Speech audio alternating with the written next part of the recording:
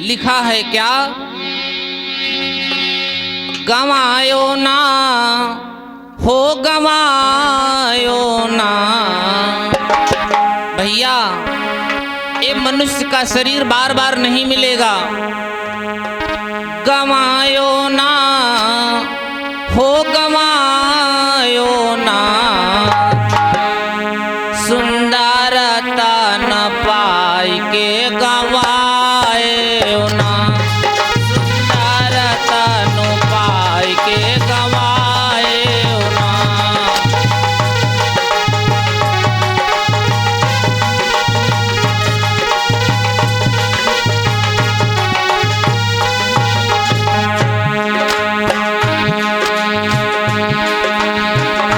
बहुत बढ़िया भाव है,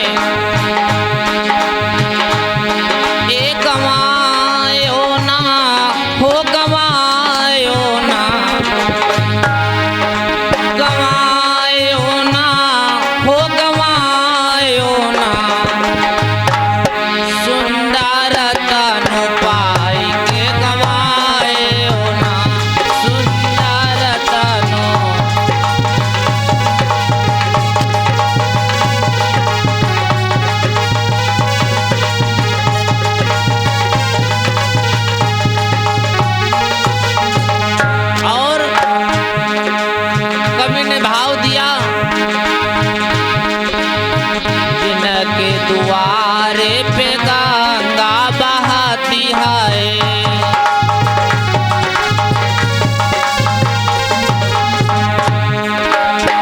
जिनके द्वारे पे गंगा बहती है।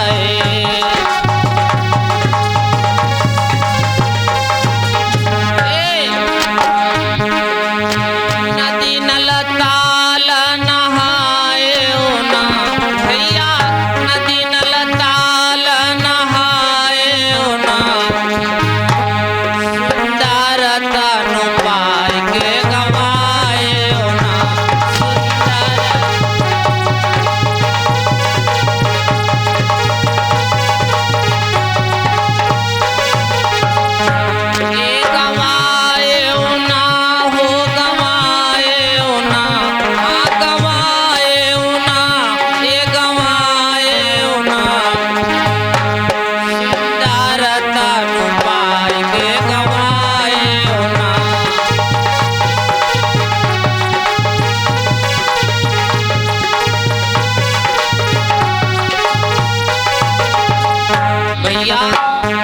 ये मनुष्य का शरीर बार बार नहीं मिलेगा।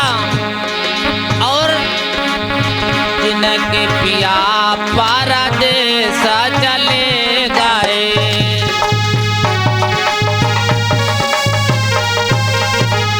जिनके पिया परदेस चले गए।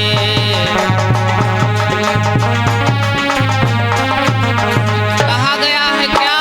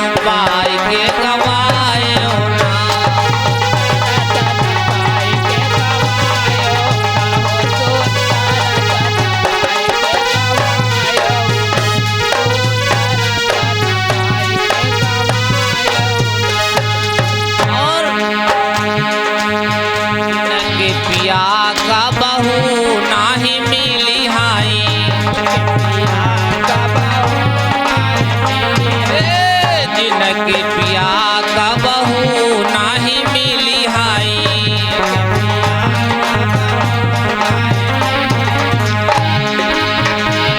नहीं हरवा मासिकारू बनाए ना,